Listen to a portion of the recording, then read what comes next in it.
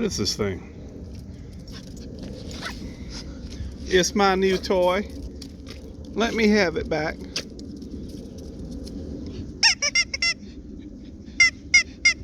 You gonna play baby and MaeMae? Are you crazy? Hey Tuck. Hey Tucker. Man, I'm gonna do some security work. Some dogs walk by and stuff. Okay. Get it. Get it. Get it, Martini. Get it. Woo. Get it, Martini. I'm getting it, Daddy. Can't you see nothing? Good, baby. Hey, everybody. Campervan Kevin here. How are y'all doing today?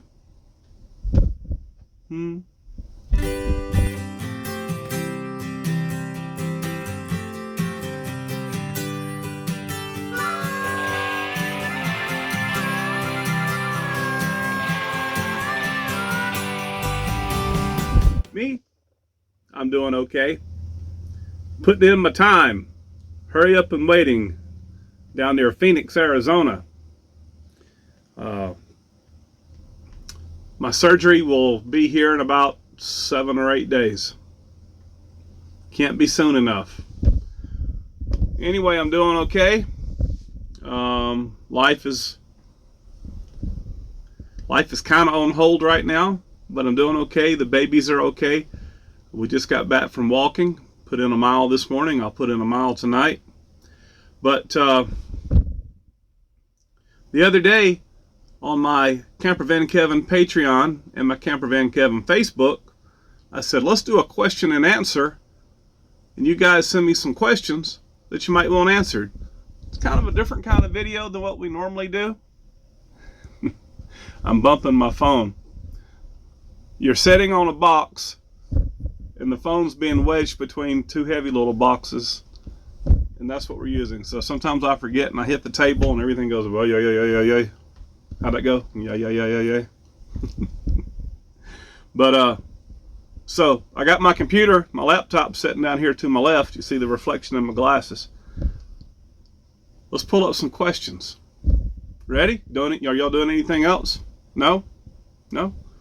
We'll get in your easy chair, recliner, throw the feet out, sit back. Let's answer a couple of questions. I try to get rid of that glare back over here by that curtain. I can't get it. Let's get adjusted again. Now I tried to get that glare out and it didn't work, so we got to just run with it. And if I don't get to your question, you got to understand I'm somewhere around 400 comments. So I don't have time to answer 400 questions. Nobody sat here that long. But from my Campervan Kevin Patreon, Marcia Vamazal, she says, always good to hear from you, Kevin. My questions are, why do you want to switch from gas to diesel?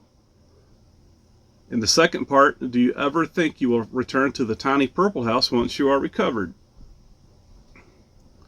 Okay, the gas to diesel thing. I like the V10s. I love the V10s. I like the 460s. I'm not a workhorse Chevy fan. I like the old 454s, I guess. But I've had very few Chevrolet cars or trucks. One or two. Most of mine have been Fords. It's not that I'm after the engine. I'm after a more heavy-duty chassis. You'll say, well, you know, gas are a lot easier to work on. Well, I'm not working on it. I'm not going to turn any wrenches on it. Maybe some small stuff. Maybe a belt if I have to.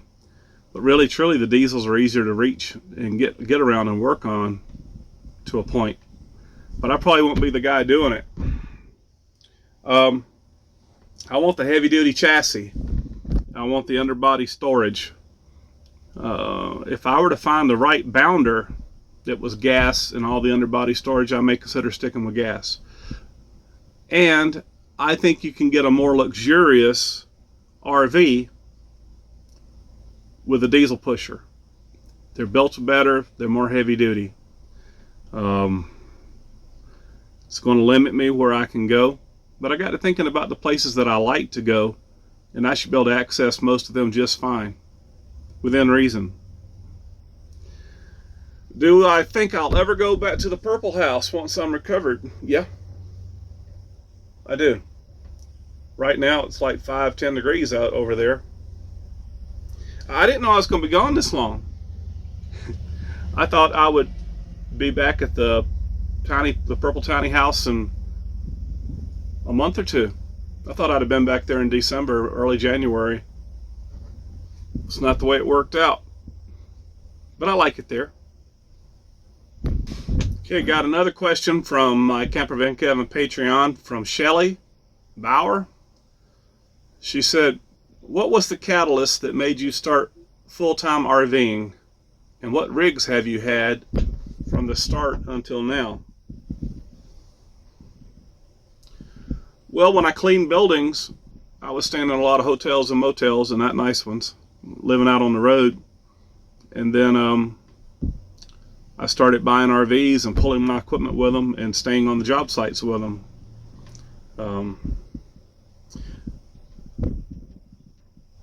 Some people have said that I've copied people staying in a Class A, but I had a 95 Boulder 20 years ago.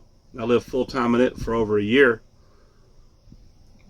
I got 13, 14 rigs. It's easier to tell you what I haven't had. I haven't had a truck camper, and I hadn't had a diesel pusher. A lot of that stuff I've had. The camper vans and the B's, B pluses, C's. The one that got away though was that Bigfoot Class C. That was a gas and it was a coach. That's my biggest mistake selling. Should have kept that Bigfoot. But I thought I was going to have to pressure clean buildings out on the road again. And had an enclosed trailer for my equipment. By the time I hooked up that 30-foot Bigfoot to that 20-something foot enclosed trailer, it was a train. So I ain't going to drive around with that. So I sold the Bigfoot and got a shorter RV, the BT Cruiser. Still too much. Then the channel took off. So that's what happened.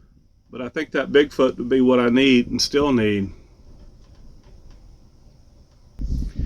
Carolyn Victoria Ritchie from my Patreon. She says, what advice can you give a single woman about buying a van? Do you have a specific one that you think is dependable?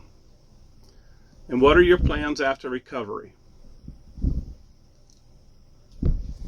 Well, I'm a Ford guy. I like Fords. I had a Dodge van one time that was a camper van. It was baby blue, just before the channel. And it was a good van, that 318. But I know I've had over a dozen Econolines. Those are Ford vans in one form or another, either vans or RVs. I think you get your price range, you figure out what you're going to spend or not spend, and you find the nicest, best taken care of van that you can find in your price range. And then take it to a shop, pay them $100, $200 to go through it and find anything and everything wrong with it. We all have different budgets, but just because something is older don't mean that it's bad. I know the 80s vans better than I know the 90s vans, but truth of the matter is, now those 80s and early 90s vans, you're getting a lot of parts dry out on the bushings and rear main seals, and it's getting harder and harder to find something in good condition. So now I'd say shop from 98 to 2004. That seems to be where the deals are at. That's where I think you get the most value for your money.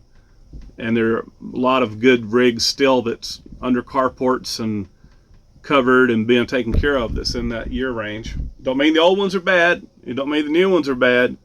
But that's where I'd shop. Okay? Let's go over to Facebook. All right, we're over on the Campervan Kevin Facebook page.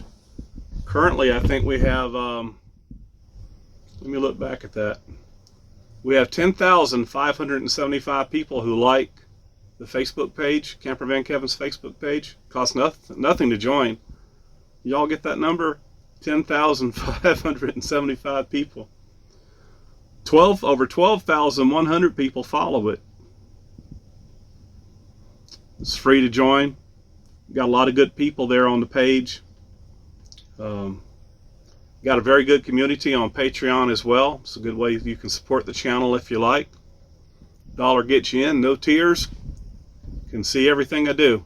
I do picture blogs, early release of my videos, Patreon only content. There's a link, one of these corners. You can join up for very little. Be part of the community. I'd love to have you over there. But Gail Falconer on Facebook, she says, I want to know how you trained all 3 of your dogs to not come out of the RV until you tell them to. You said you don't give them treats, so wondering how I taught them. Okay. We have a rule. I'm the first out. The dogs are the first in. I don't break that rule. I mean, is it broke? I mean, occasionally, yeah, it gets broken. But the dogs understand that. And so they wait for me to go out first. And since they're already waiting, I do hand signals. I talk to them. And they won't come out. Have they went out on their own? They have. They have. But just positive reinforcement. These dogs right here, Tucker's sleeping beside me. Man, I just went on a walk. Let me rest. Tucker, your fans want to see you. We're walking off his pounds as hard as we can. Good boy, Tuck. Martini didn't want to walk again today. That's okay. I'll let them decide. But they want to please me. But I think a lot of the training comes back. I had a little lab mix dog for over 20 years. Her name was Taya. And I had Martini and her at the same time for a year before I lost Taya. I had to put her to sleep. And Taya learned an awful lot. Martini learned an awful lot from Taya. It's a sweet baby. I miss her horribly. Horribly. Her ashes ride above my bed. I just hadn't had I'm just not able. I can't let her go. Can't do it. So Martini learned a lot from Taya. Baby MaeMae learned a lot watching Martini. Tucker come through like a bull in a china shop. But he learned. He learned, and what he didn't learn, Martini bit him on the ear and taught him. And it comes in handy. Isn't that a simple thing? People go out first. Dogs go in first. And you're consistent. When they mess up, you go pick them up, put them back in, do your hand signal, tell them to wait, stay. They say there's no dumb dogs, just people don't know how to train them, how to teach them. And I may get a dog one day that's untrainable. I thought it was Tuck. We had a horrible time at first. He acted out. Oh, it was bad. I loved him dearly, but I could have killed him 100 times. But then I finally figured out what was wrong. He was acting out because I was taking the other 2 to work with me and leaving him at home. Even though he was safe and had a great place to play, he didn't want to be left alone, so he acted out. So I started carrying him with me. He was a handful. Oh my gosh, he was so excited about everything.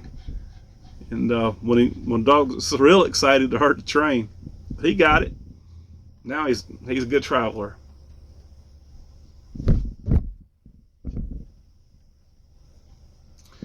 George Statler from a Facebook, Campervan Kevin Facebook.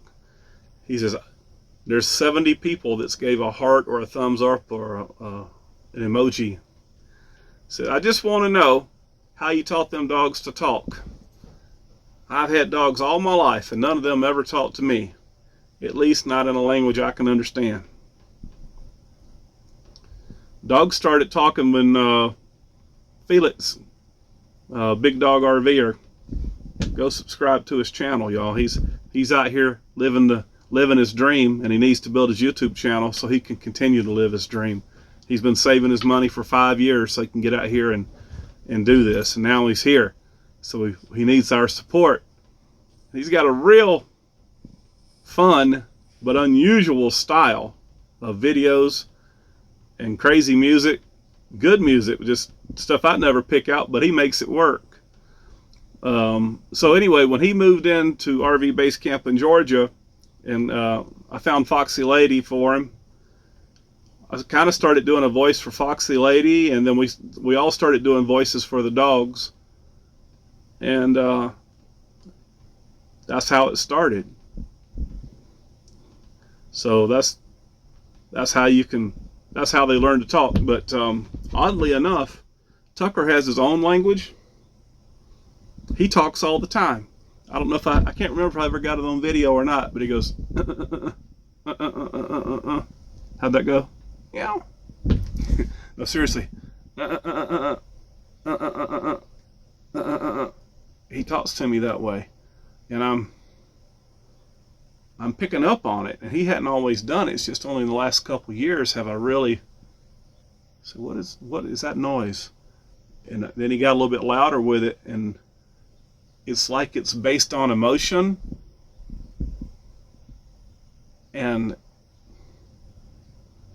but I kind of get it. It kind of helps me understand where he's at in his head, how he's feeling, if he's anxious, or he's sad, or whatever. Even Tucker gets sad, and so Tucker knows how to talk, and I understand him a little bit. We're at about 17-18 minutes here. Let me look down through here. Holly Osborne, she says, what are you looking for in a diesel pusher? She says, we sure enjoy our oldie but goodie 1999 Discovery. Can't wait to get out on the road again. She shows a picture of it here. It's a white and beige thing, pretty thing. What am I looking for? Condition. I'm going to find the nicest one I can find in my price range. I want luxury. I want a luxury apartment on wheels.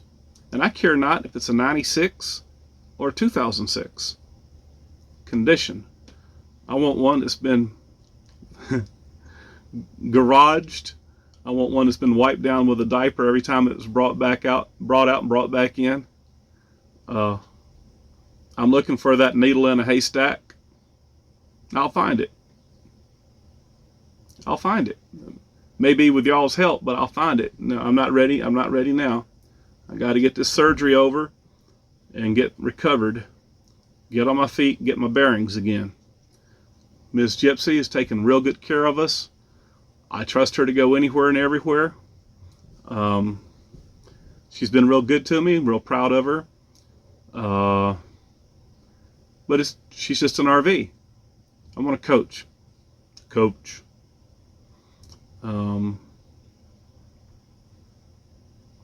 I try real hard to live beneath my means and be real careful how I spend money and how I do things.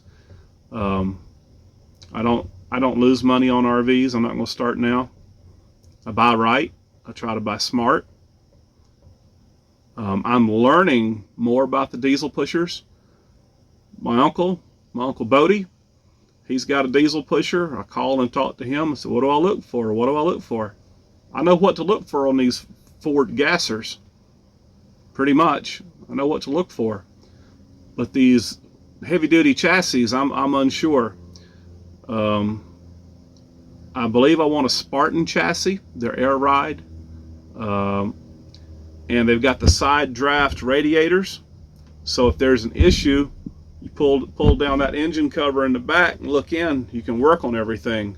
I was told the Freightliners, the radiators most often are in the way. You got a couple hours labor just to get them out of the way to be able to see what you got. Don't know how true that is, but it kind of makes sense. But I'll find one and I'll run it through a shop, find a big heavy duty diesel shop, and have them look at it, pay the money to have it serviced and seen about. Not serviced, but checked up on. Be wise money spent. I really like the American Eagle Tradition, the Fleetwood Expedition. I like the Discoveries. One time I was at the Blue Water Casino in Parker, and I saw a blue and white Bounder diesel pusher come in. Y'all know how much I like Bounders, and I had one, but I never had the diesel pusher. That sucker come in blue and white. I saw it come across the parking lot. I said, one day I'm gonna have me one of them. But there's one out there that's in good shape, and I'm probably, I don't know, 60 days before I get serious, unless one just falls in my lap. But I got other stuff I gotta take care of. So that's what's going on. I don't think it was 400 questions. I'm sitting here looking, adding everything up. It's more like 300, but that don't matter. This is a different kind of format.